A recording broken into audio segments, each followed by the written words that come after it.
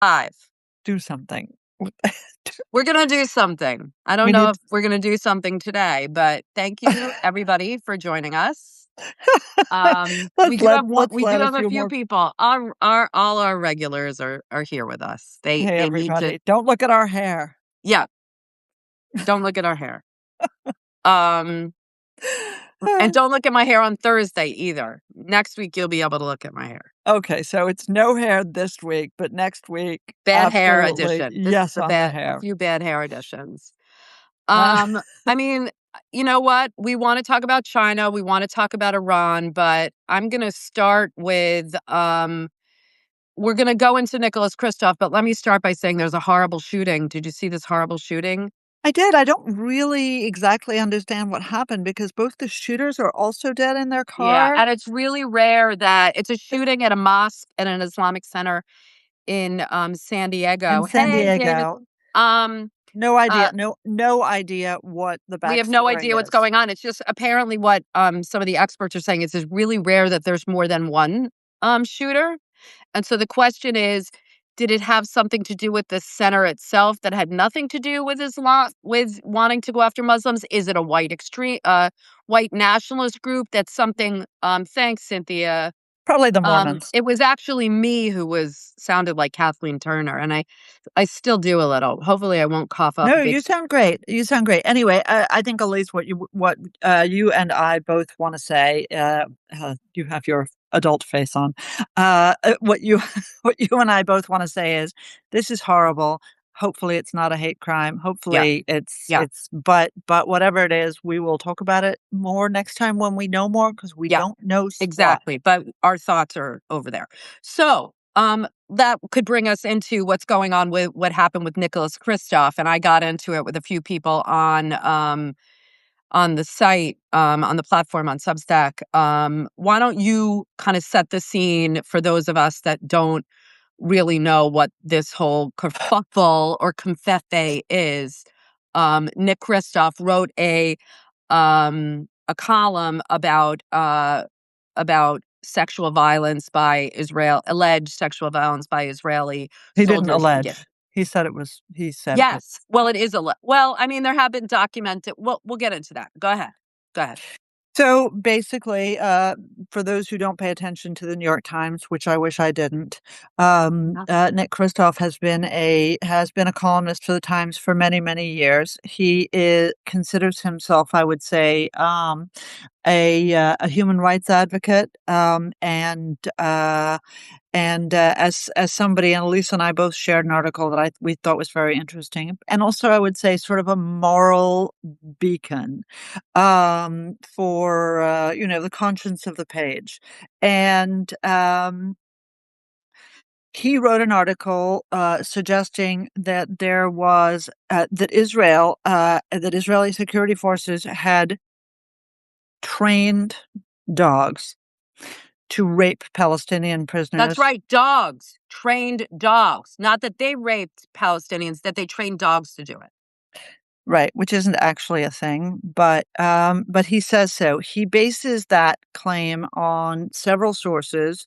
Unfortunately, for him, all of those sources are the same. And I'm going to write about this, but I want to digress a second.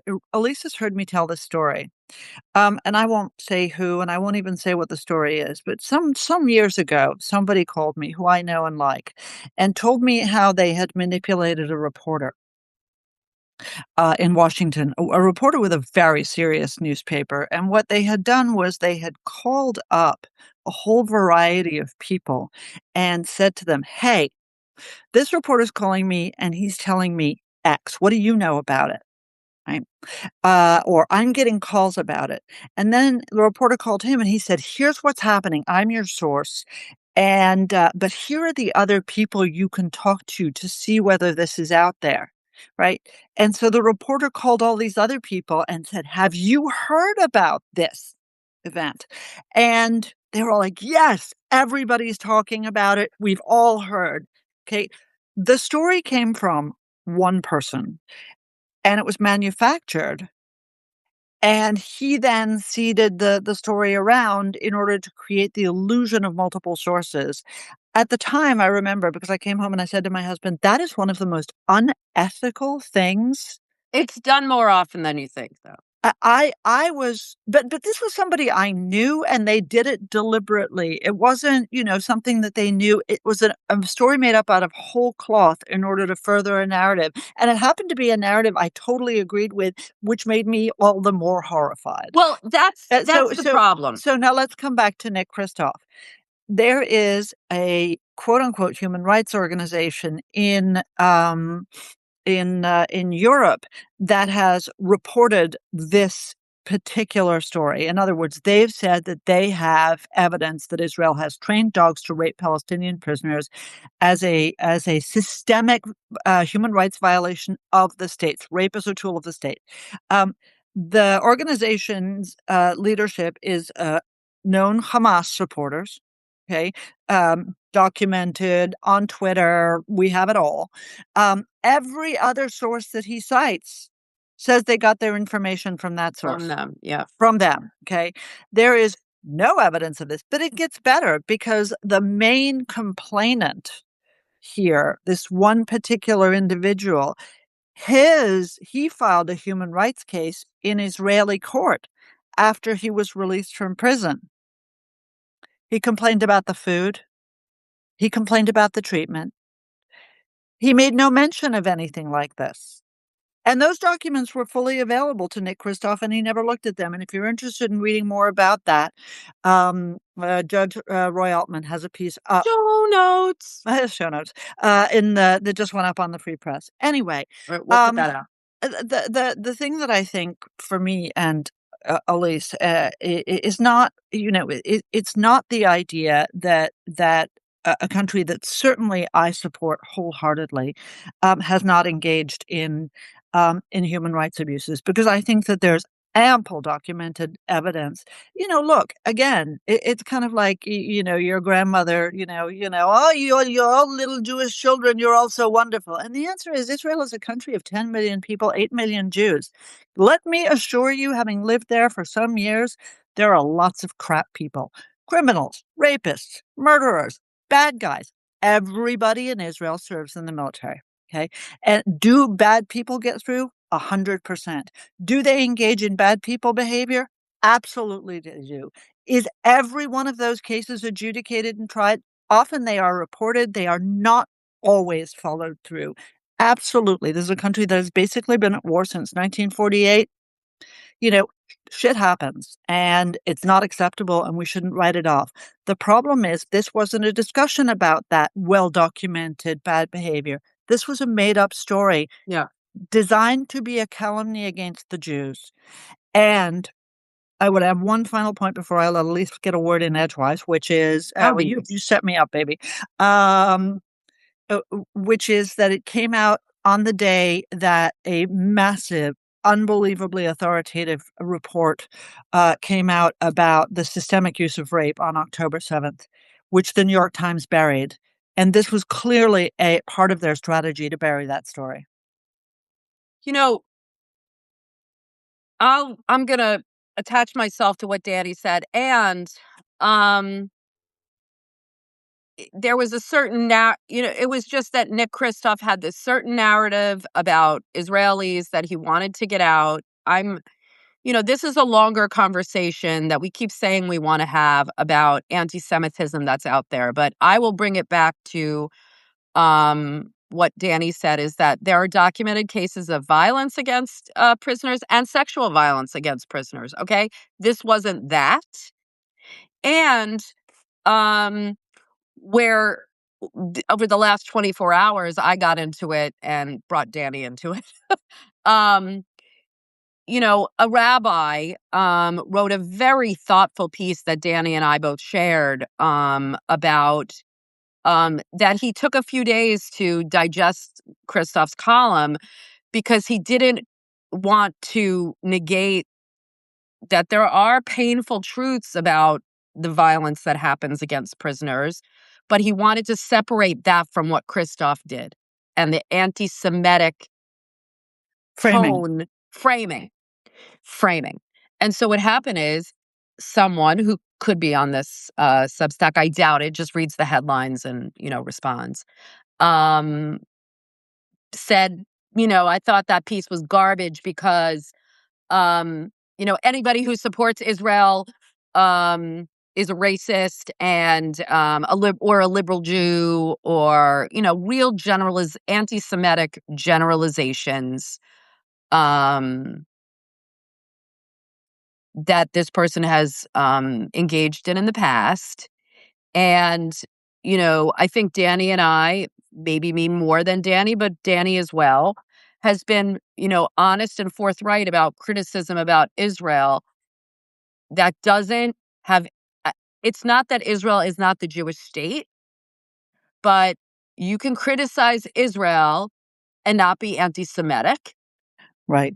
but you cannot be anti Semitic and blame all the Jews for what Israel does. You just can't. And You can't that's you can't you ignorant. can't you can't deny you are an anti-Semite in that regard. And when you blame all Jews for the actions of Israel, not only is it lazy and stupid and ignorant, but it's anti-Semitic. Okay, Right. let's And, move on. I think I and it to me, this is just all part of the mainstreaming of anti-Semitism. The idea that people are running commercials against various, candidates in Yes, various political yes. races and putting caricatures of Jews and stars of David and dollar signs on them as if that's Or something that's calling them okay. Jews when they're not even Jewish, as if that's a defamatory label against people. It's really,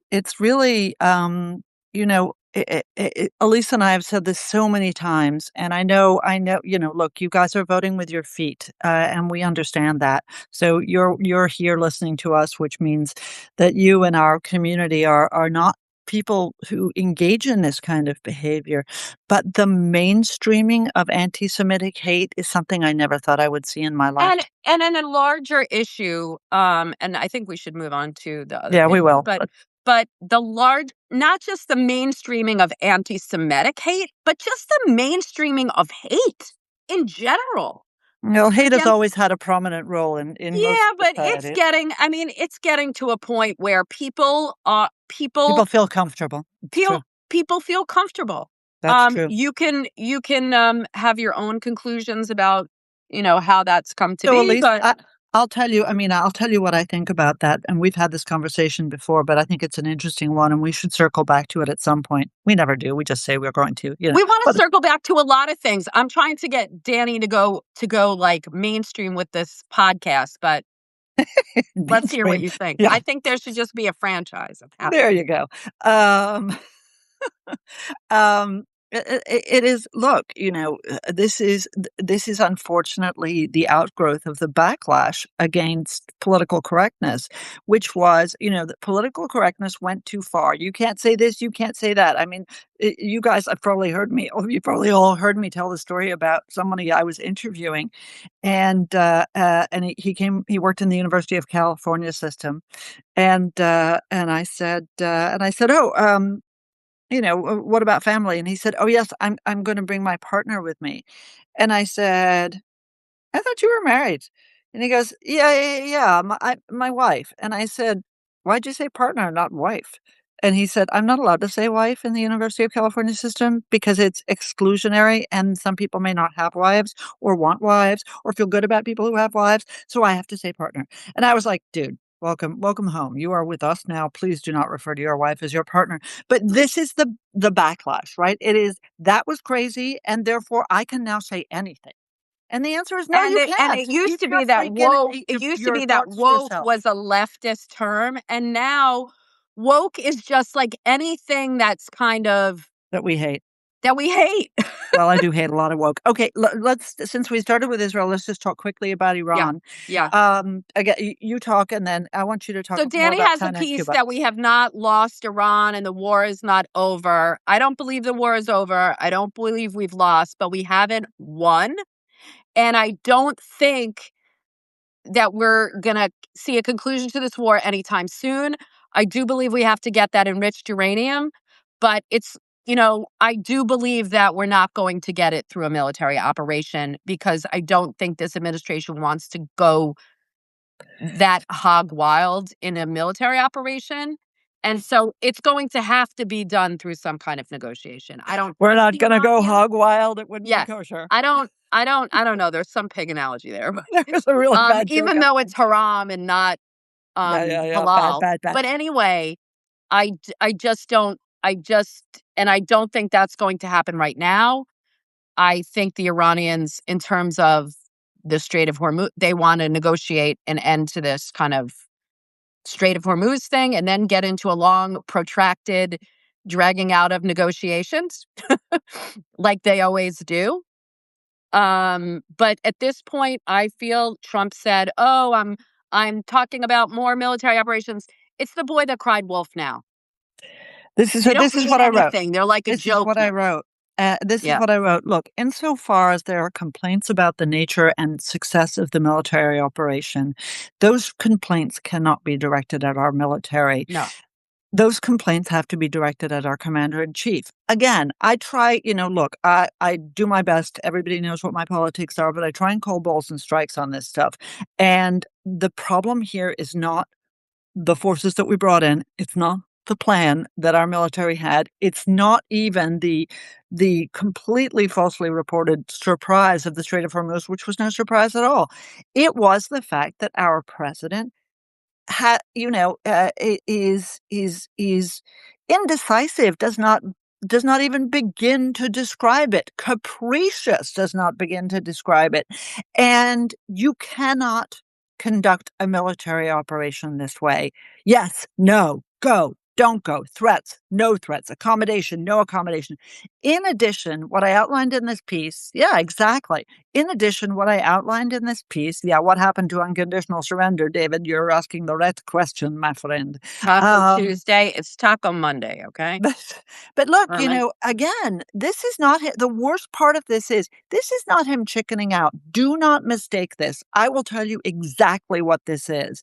This is the fact, and again, I'm not like I do not bow at the Shrine of kneel Trump.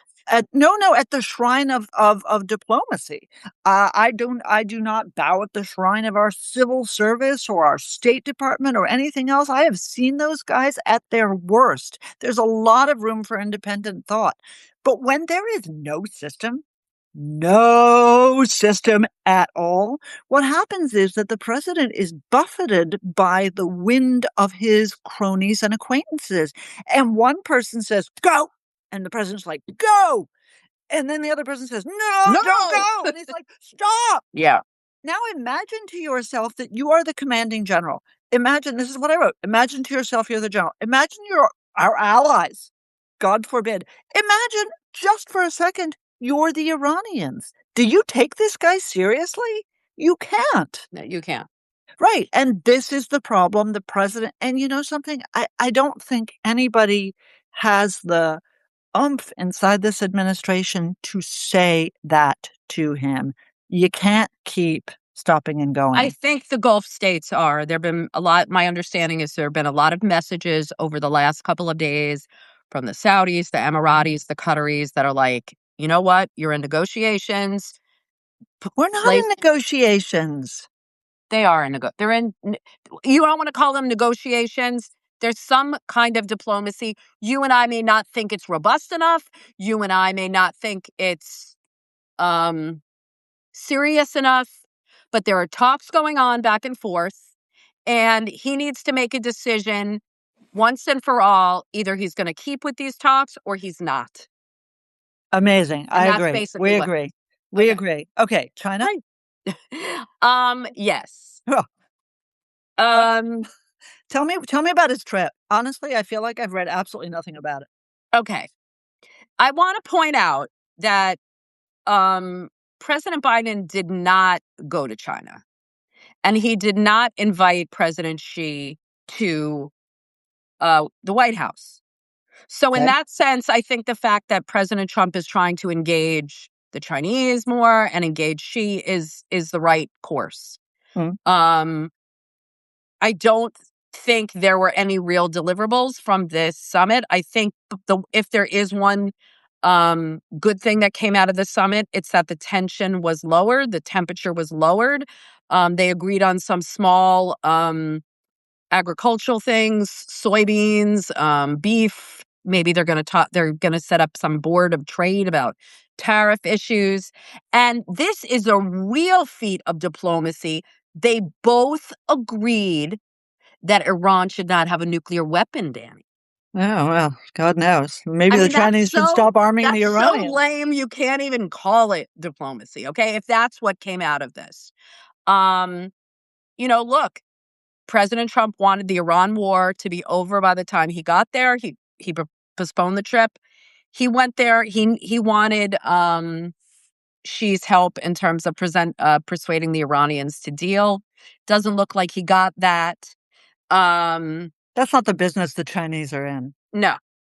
Subtle And diplomacy. basically, they gave a serious warning to Trump about Taiwan because Trump's been kind of ambiguous on Taiwan. And when I say ambiguous, I don't mean the kind of strategic ambiguity in diplomacies that we talk about, which is you really don't know where the U.S. is going to sit if China invades Taiwan.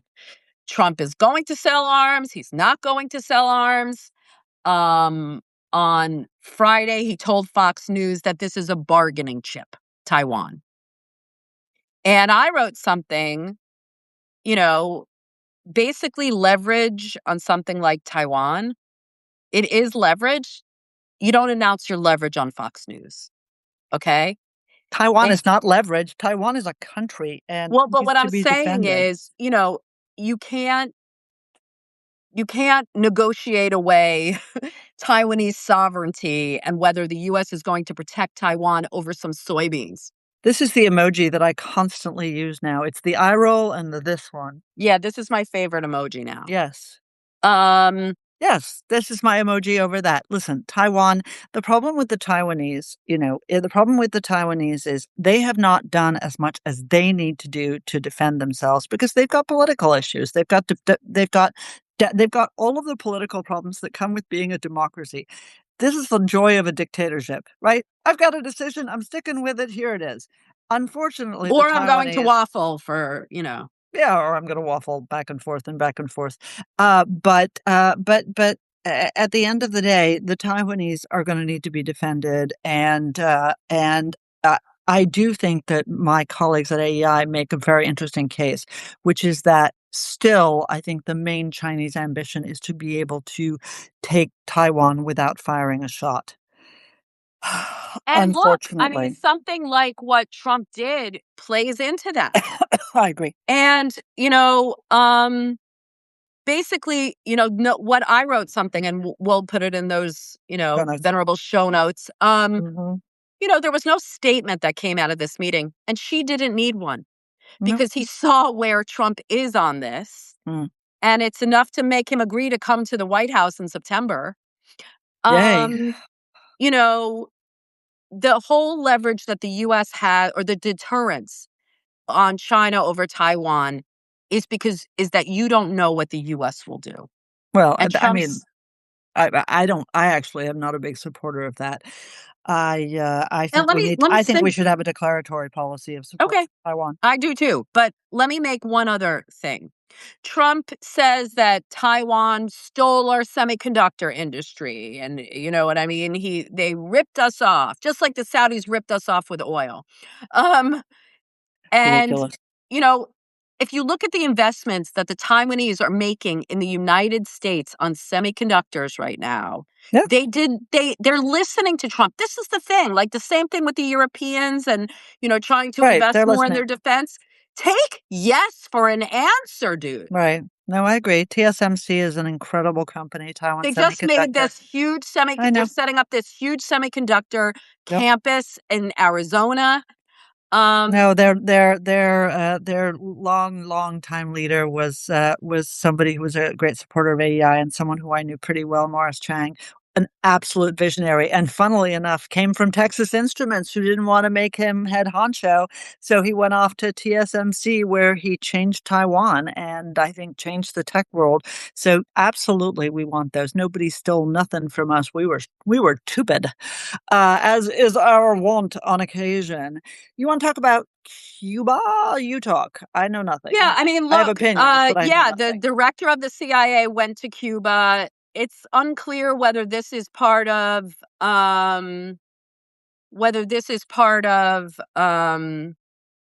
there's some quote unquote reports that Cuba's looking to launch missiles or drones against the United States. I don't really think that's true. I think they have It was other reported all over the place today that they were looking at launching drones at Florida, though, and that they had taken well, delivery of a bunch of. you know what? I don't know. Well, I I don't don't know either. I don't believe everything I read in the news. Let me just answer Hava for a second. How about the CHIPS Act? know. The CHIPS Act. Yes and no. The investment in the United States by TSMC is not necessarily part of the CHIPS Act, although that was meant to set the stage for and further effort to advance our chips industry without allowing the Chinese in. Unfortunately, we're not doing a great job with that. Okay, now back to Cuba. Herman, I hope that's a joke. Cuba strategically actually makes good sense as the 51st state. Well, I think my Florida is like 51st Cuban state. Can we have our there Our is a face emoji. program that if we get some more It's paid close. subscribers, we can use it where we can put up the emojis in I real don't want any time. more states. I don't want any more states. But So further, now close there's out. talk about so anyway, this director of the CIA went to Cuba to kind of warn them against any military action. There is some talk that the US is trying to indict Raul Castro for that Right. brothers in arms s- uh for like something that happened decades ago. The brothers to the rescue Yes, brothers to the rescue from decades ago. Um from the I 90s. feel that Trump They is did going to die. yeah, but you know what? I mean, there's a reason we haven't prosecuted it up till now. This is kind of like what they did with Maduro, indicting him in order to get leverage over I don't even know what. I There mean, is that is a a tried and military true. op. Let me finish. A military operation to get Raul Castro to bring him to the United States would be fairly easy. However, I'm not sure this president knows, realizes, cares, or whatever that the US is going to own what comes after that. If the government falls and Cuba implodes, what happens here in the United States? What happens to Florida? I agree with that about Iran a little bit, and even about potentially about Cuba's Venezuela. I don't 90 agree with miles that from about Cuba. Florida. I don't agree with that about Cuba. But I don't think that's either here or there. I think so. First of all, I should say, indicting foreign leaders is what that monstrosity, the International Criminal Court, was created for. So Which we indicting haven't bad guys. joined. No, that's not my point, Elise. My point is that it is a tried and true practice to indict bad guy leaders and try to prosecute them. We did that with Noriega in Panama. That was actually what happened. Now, I think the cases against these people, against Maduro, 100%. Against the Castros, ditto. I mean, you could get them on 9,000 different cases. I think the question is just, for me, what I suspect is that they're trying to replicate the model they used for Venezuela. In other words, they take out the one guy and then they install, and apparently the person they're talking to is Castro's grandson, who is like this capitalistic man about town. Well, they're And I think, talking to two Castros. right. One is Raul Castro's grandson. That's like more of a hardline kind of, um, Castro person. And then Communist is the there's word you're looking for. a what? A communist. Communist. Yes. And then there's this bon vivant influencer, social media capitalist guy who's actually Fidel Castro's grandson. That makes so much sense, actually. And Fidel was such he's a like, two-faced he hypocrite. did this interview. We talked about this a few weeks ago, remember? He did an interview with CNN and he's like, bring it. He's like, let's make a deal with the Americans. No, I in my heart, I'm Cuban list. So I think that's what, um, the US would try to do over there. I just think, again, like with many other things, I agree with you on trying to replicate Venezuela. I don't think it's going to be as clean and easy. Hmm. And secondly, I just don't think it's going to be as planned out because I think the president might want to deflect from what's going on in Iran. I don't know about that. I'm sorry. One of us is having technical problems. I don't know if our viewers can see this or not, but you all were all grainy, and then but maybe it's me. So I think that the idea of Cuba suffers from exactly the same problem that everything the president is doing suffers from, which is frankly, the president doesn't tell us what he's doing. President doesn't tell us what his goals are. The president doesn't tell us why. Doesn't make speeches. Truth Social is not a way to communicate with the And I American don't, people. beyond telling us why, I'm not sure he has a fully formed idea why. That may also be a problem. David is confirming Yes, it's you it's were me. having technical problems. Oh no, faceplant once again. Anyway, I don't know, but God, wouldn't it be great if the president just got out there and told us what he wants from the Iranians, got out there and told us what was going to happen in Venezuela, got out there and told us what he wants the Cubans to do. I just want a speech. Please, Mr. President, make a speech. That's all I want. I Make a just speech. want Tell a me what you're all about. rest. I just want a Uh, rest. Okay, well, I'll tell him that Elise wants a rest. Slow down, friend. Stop it with all the war crap. Elise Too wants a much rest. service. Too much service. There is too much service. Okay, I'm gonna take the prerogative of 5 more minutes to ask you a couple of questions. Uh-oh. What do you think of this slush fund for Trump allies who have been wronged by the Biden administration? I said this on Meet the Press last week, the week before. I love my friends at NBC, but they wanted to talk about some travel video that our Secretary of Transportation is making for the 250th anniversary of the United States' founding of the Declaration, and how it's like drive around the highways and how not costing money, and I just I'm stopped bored them. already. Believe me, and I stopped them and I said, "I'm sorry. Do we have nothing better to talk about than this today? If you want to talk about something, let's talk about corruption." Right? This is the conversation we're not having. You bring up this IRS thing, but I could bring up 98 other things. I can be an absolute equal opportunity hater. Republicans, Democrats, Biden, Trump, everybody. Corruption in Washington is has run amok.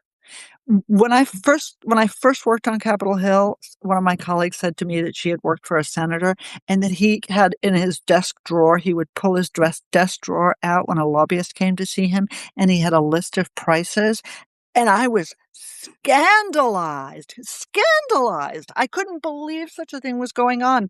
Now, this is the run-of-the-mill behavior. Certain caucuses on the House side won't have a meeting with you if you didn't give them $500 to their campaign.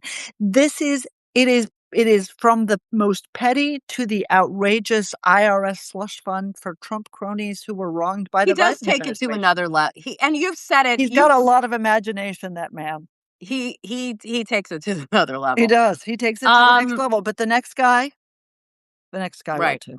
right, That's what's right. gonna happen. That's the problem. Any other gossip, rumor, scandals that we want to address Gossip, rumor, before? scandal. My husband is leaving and going to a party without me. That's a Well, gossip, maybe a there'll be rumor, gossip, and a rumor, scandal. scandals on Thursday. What a jerk. And it's like 96 degrees here, so It is. just It is goes to hot. show you bad priorities. Um, look, you know what? I'm sorry. I'm breathing left, right, and center, Iran, and I have to say, I'm just beyond frustrated. Everything else washes over me. The Really? ballroom, I just don't care. The Oh, I don't helipad, I just don't care. You know, it's just and especially in this year, our 250th. Do you remember? You're probably too young to remember the bicentennial. 76. I kinda remember it, like, It was I think so huge. we It went was to some so great. fireworks and I got ice cream or something. I was It was 6.